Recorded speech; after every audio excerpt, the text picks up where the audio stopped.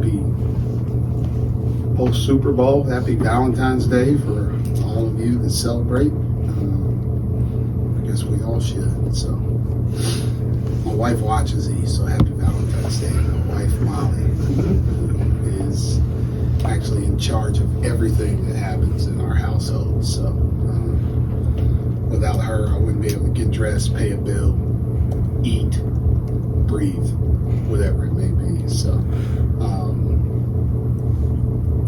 we're quick turnarounds is, it's a part of it. I think everybody kind of goes through these stretches in the Big Ten schedule, and for us having to play Saturday, Tuesday, Thursday is something that's unique. Like when you get to this point, but it's something here in February to try and balance.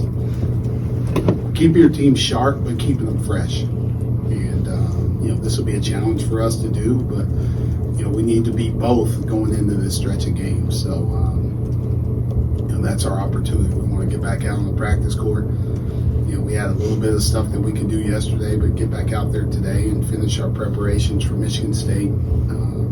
Because they pose a great challenge. They're a really good team coming in here, a well-coached team, and but we'll be ready to play. We'll be fresh, and we need to execute and stay disciplined on the defensive end and do what we need to do to try and win this game tomorrow.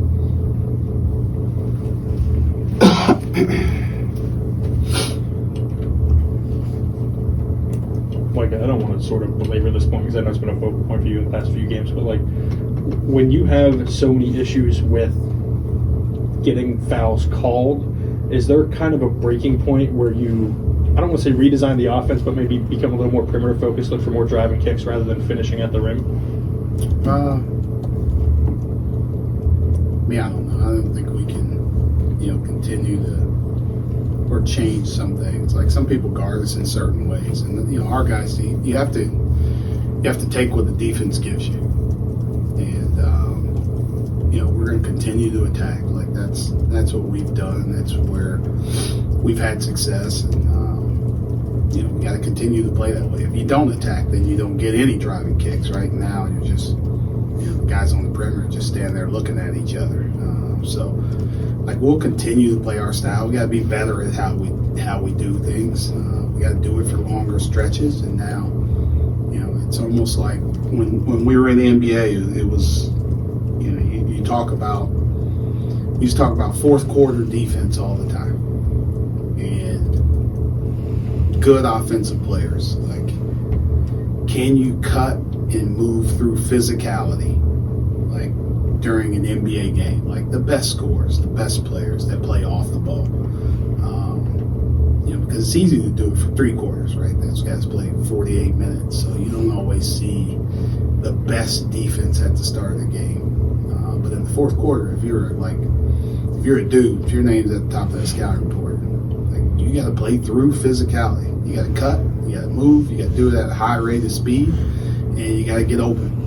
And that's what our guys need to do. Right, that's what we'll work on. That's what we'll continue to get better at, and we need to do it for 40 minutes and continue to cut, continue to play at a higher rate, and get the angles and the advantages that we need to. So that's what we'll keep working on. That's what we'll keep getting better at, and then that'll allow us to get the angles we need to score at the rim. Micah, first of all, shout out to Molly for subjecting herself to us asking you questions. That must be true love. Hey, true love. Hey, the points off turnovers, the style you play, obviously turnovers seem to be magnified. What can you do to reduce the impact of that hurting you, I guess? Yeah. It's been an issue for us. Like our turnovers all year. Like we've been fairly consistent turning the ball over, and I get a guy that does analytics for us, and it hurts your feelings to look at that every single game because he doesn't hold back with his adjectives, and it'll be like your turnover percentage was this game, and that is very poor. I'm like, I understand, thank you. I know it's very poor, but it's just an area where we have to be better. Like, it's not anything that the defense is doing, right? We're hurting ourselves, and Penn State can't beat Penn State. Like, Penn State's got to beat Minnesota. Penn State's got to beat Michigan State. Like, Penn State can't beat Penn State. And right now, that's what we're doing to ourselves. So we just can't have them. As much as we try to, we focus on the small fundamental details in practice of, catching the ball with two hands, passing the ball to eyes, right? If you're not looking at me, I shouldn't throw it to you. We talked about in the Minnesota game, you can't outlet the ball without looking, because guys, Peyton Willis kind of hangs around in the backcourt and he's going to look for steals. So we did all those things. But we'll keep working on it. We'll keep getting better. And sometimes if you walk in, we're having camp at the start of practice, but we need to get to the point where Penn State's not beating Penn State. And if we want to become a good team, we have to eliminate those. Micah, I guess, with the way that the offseason worked out, you had, I guess, a pretty unique opportunity and challenge to build a roster on the fly, I guess, in your first year. Have you learned anything from that process and kind of seeing how all of that has played out that you can take into how you build future rosters for yourself in the program? A little bit, but not much, just because it's, I hope I'm not in the same circumstances again. Right? If so, it's my own doing, and I deserve whatever I get.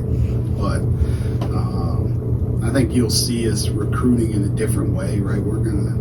I think everybody takes a chance. There might be open roster spots or you fill needs through the transfer portal, but we're going to recruit high school kids, and we're going to grow those kids. We're going to develop those kids, and those are the guys that we've spent a lot of time on because they fit how we want to play and who we want to be, who we want in our locker room and everything else. So that's how you'll see our teams being built, and hopefully over time those teams are able to grow together, right? Everything's volatile with the transfer portal and guys leaving. You can't keep everybody happy, right? There's 13 scholarship guys. You can only play 5 at a time. So somebody inevitably is going to be upset. But if you're trying to develop those guys at the same time while working with them and talking about where you see them, what their roles are going to be, I think you can keep guys like that. And that's when you start to build a program, right? You see a Purdue, you see a Wisconsin, teams in our league that don't have people really transferring out in huge numbers. They get guys, they get them better, and then those guys help them win. I think that's how we want to be. That's how we want to build this thing, and we'll fill needs through transfers, but we got to make our own guys better. We got to recruit, have a keen eye for who fits us and who we want, and then we got to make those guys better, and then fill in needs if we need to from there. Mike, some of the things that you said after the game to some of us in here who have been around a while, they're not necessarily unique to this program. Having coached in the Big Ten previously, is that an issue that you anticipated having at Penn State? No, and I don't think it's I don't think anybody has a Penn State bias. I don't think these referees go in and just man, I hate blue. I ain't calling nothing for them. Right? It's just how we play is different than other people. Right? Take Purdue for example. Right? They have 2 dominant post players, and then they have another guard that attacks the rim at a high rate. So they're going to draw fouls based on that, how they play. They're going to throw the ball in the post a lot. Kofi, Illinois, they're going to throw the ball in the post a lot. We don't throw the ball in the post a lot to John. Right? We play a different style than some other people play. So things that might not be important in the kind of throughout the game for other people, it doesn't really matter. But it's really important to us.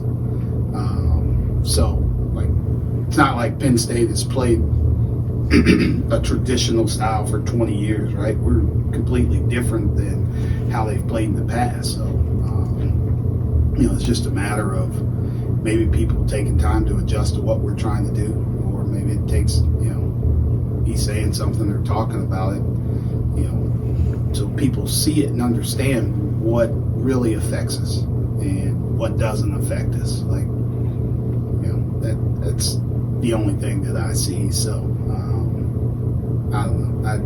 I was pretty frustrated at the moment. Obviously you could probably tell that. But like at the end of the day, also, like, hats off to Minnesota. They beat us, right? They beat us, and we have to be better. I don't want to sit here and be like, sour grapes, and like we got beat. Like, we got beat against Michigan. We should have won the game. We got beat. Like Wisconsin, we had opportunities when we got beat. Like, I'm not crying, complaining because we got beat. Like, we have to be better as well.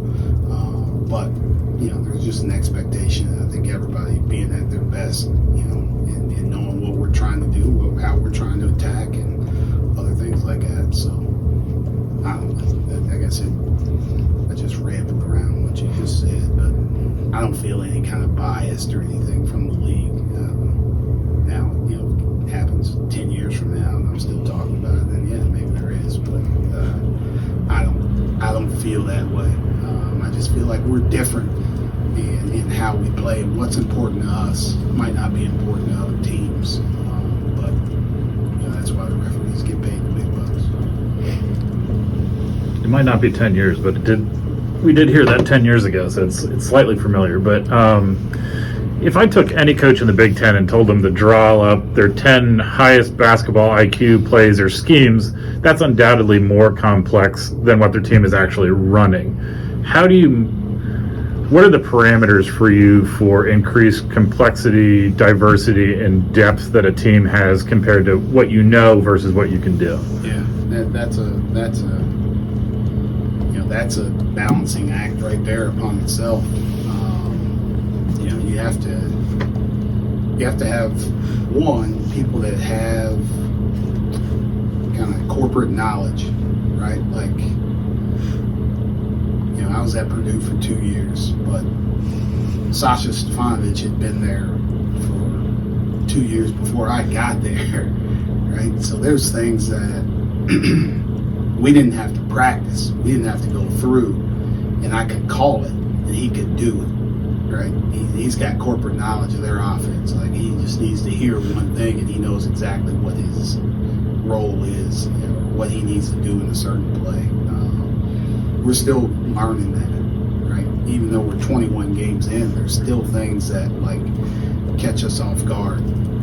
So we haven't been super complex in terms of what we're trying to do, because we don't have a bunch of guys with corporate knowledge. Like, you go through it, you go into next year and you have some guys back that have been here for a year. Like, now some little things that I say, they understand it completely and exactly, and they've been through like what we're trying to do and how we attack, another team, because they've seen how that other team tries to guard, right? You have a better feel, like, hey, Ohio State tries to do this, or Michigan State tries to do this, without me even talking about it.